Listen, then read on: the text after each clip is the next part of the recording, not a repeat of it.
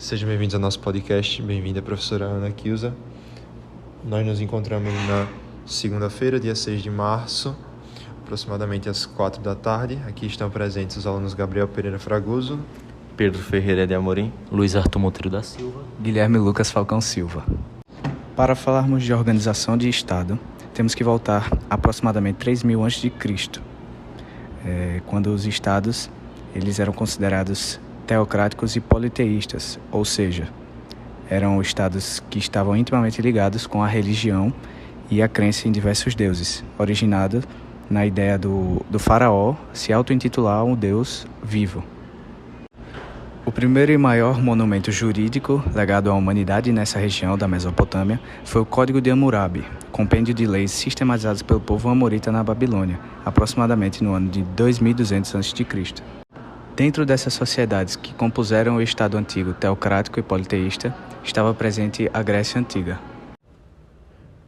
Pois bem, sendo mais específico, observa-se a cidade de Atenas, onde Aristóteles passou a maior parte de sua vida. Foi o local de fundação da democracia, inclusive conhecido como o berço da democracia. Era marcado por um intenso comércio marítimo. Tinha como principais produtos agrícolas cultivados o azeite, o vinho, o trigo e a cevada. A sociedade ateniense era formada por três principais camadas sociais.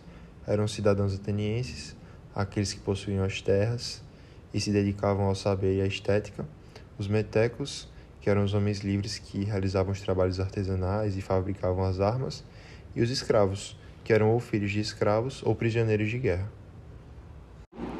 A grande importância de Aristóteles para a política que contribui nos dias de hoje são justamente a classificação de Estado que ele deixou. Falando em relação aos governos, ele dividiu os governos de formas puras e normais e não puras e anormais.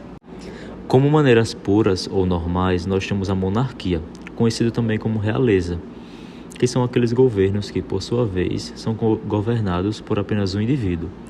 Além do mais, nós temos a aristocracia, que é o tipo de governo que foi vigente na época de vida de Aristóteles, que era um estado que quem governava era um determinado tipo de grupo particular, conhecido também como governo de poucos.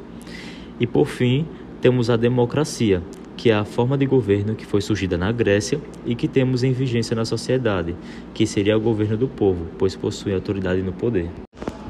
E como forma impura de governo, Aristóteles contrapõe com três formas, que seriam a tirania, que é quando o governo de um só interesse ou de um grupo familiar, a oligarquia, que é quando um governo de poucos para o interesse de um grupo social, e por fim seria a demagogia, que é quando um governo em exercício ele comanda para a maioria e oprime a minoria.